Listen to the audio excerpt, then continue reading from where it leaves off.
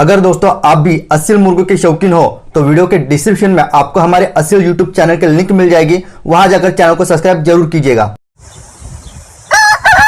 Hello दोस्तों, मैं हूं अभिषेक और आप देख रहे हो अभिषेक पोल्ट्री यूट्यूब चैनल। दोस्तों आज के वीडियो में हम बात करने वाले हैं, चाहे रीजन कोई भी क्यों न हो, अगर आपकी पोल्ट्री फार्म पर मुर्गियाँ या फिर आपके घर पर की अगर मुर्गियाँ बीमार गिरती हैं, ठीक है, ऐसे में आप उसकी मेडिसिन देकर ट्रीटमेंट करते हो। लेकिन मेडिसिन देकर ट्रीटमेंट कराने के बावजूद भी कई दफ़ा ऐसे होता है कि आपकी मुर्गी क्योर नहीं होती, आपकी मुर्गी दुरुस्त नहीं होती।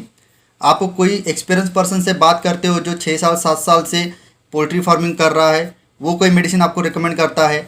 आप डॉक्टर की कंसल्टेंसी लेते हो या फिर डॉक्टर से बात करते हो, डॉक्टर भी अपनी तरफ से कोई मेडिसिन आपको रिकमेंड करता है। लेकिन एक्सपीरियंस पर्सन ने बताई वाली मेडिसिन और डॉक्टर ने बताई वाली मेडिसिन देने के बावजूद भी कई दफ़ा ऐसे होता है कि आपकी जो मुर्गी होती है वो दुरुस्त नहीं होती, वो क्योर नहीं होती। तो क्या ऐसे में एक्सपीरियंस वाले पर्सन ने या फिर डॉक्टर ने आपको गलत मेडिसिन बताई? नहीं दोस्तों, जहाँ तक कि मेरा मानना है एक्सपीरियंस पर्सन ने अपने एक्सपीरियंस के बलबूते पर आपको एकदम करेक्ट दवाई बताई आपकी मुर्गी की बीमारी के लिए। और डॉक्टर ने भी सेम बात करी, मुर्गी की बीमारी पर आपको एकदम करेक्ट दवाई बताई थी। लेकिन as a new poultry farmer हमारे तरफ से ही कुछ गलतियाँ होती है जिसके वजह से मेडिसिन देने के बावजूद भी हमारी मुर्गियाँ नहीं सुधरती। तो आज का वीडियो काफ़ी ज़्यादा इंफॉर्मेटिव होने वाला है। यहाँ पर मैं आपको ईच एंड एवरी टॉपिक समझाकर बताने वाला हूँ कि आपकी तरफ से कौन सी गलतियाँ हुई थी जिसके वजह से प्रॉपर मेडिसिन देने के बावजूद भी आपकी मुर्गियों के तबीयत में कोई सुधार नहीं आया। तो आज का वीडियो काफ़ी ज़्यादा इंफॉर्मेटिव होने वाला है, इसलिए वीडियो को लास्ट तक जरूर देखिएगा।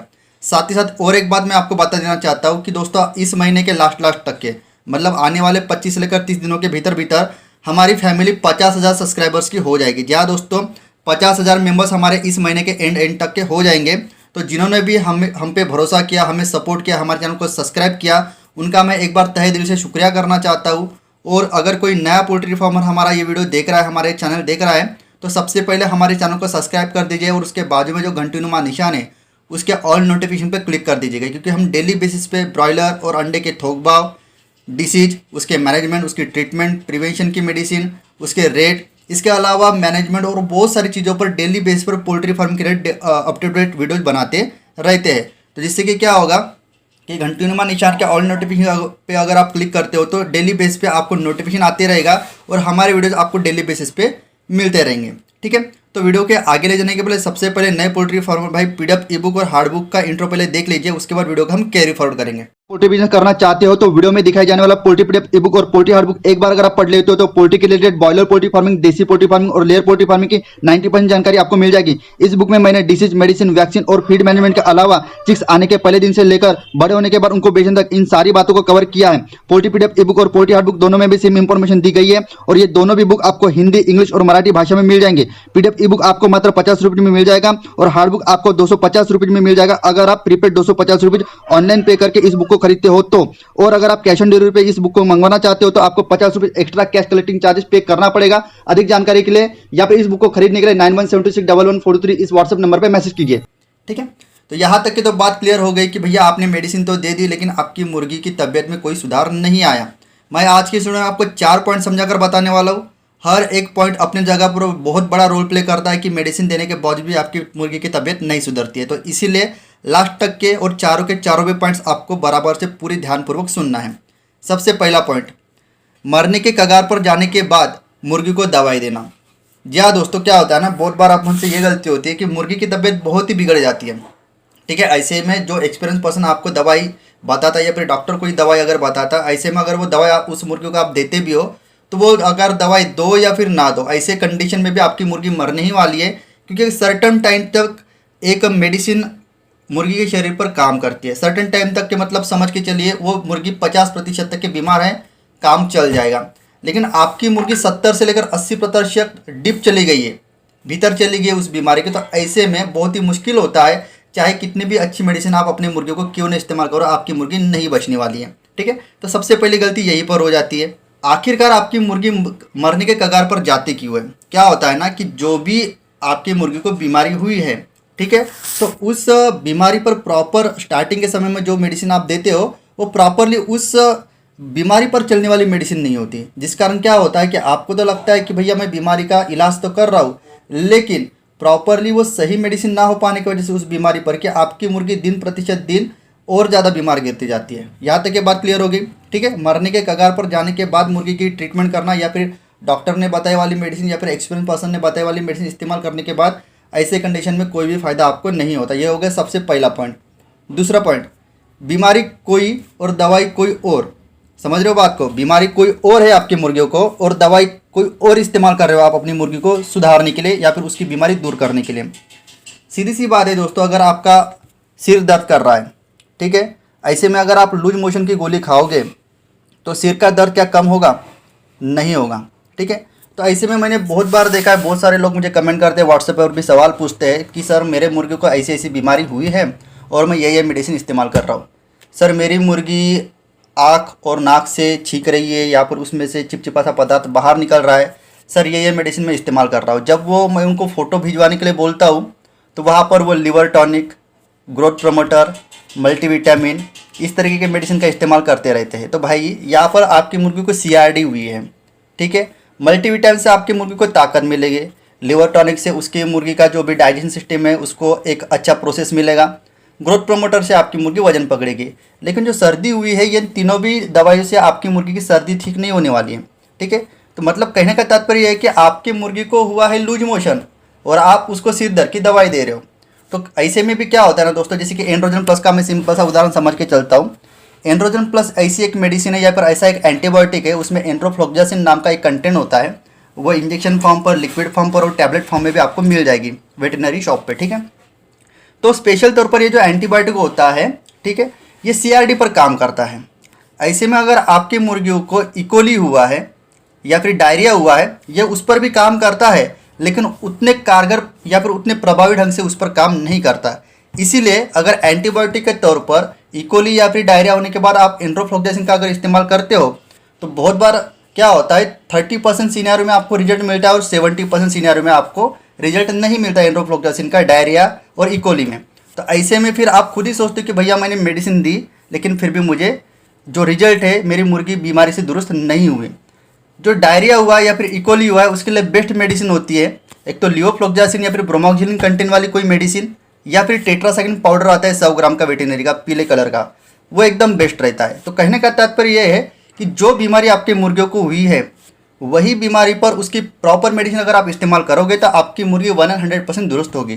तो यहाँ पर आपकी गलती हो रही है कि बीमारी कोई और मेडिसिन कोई और इस्तेमाल कर रहे हो, ठीक है।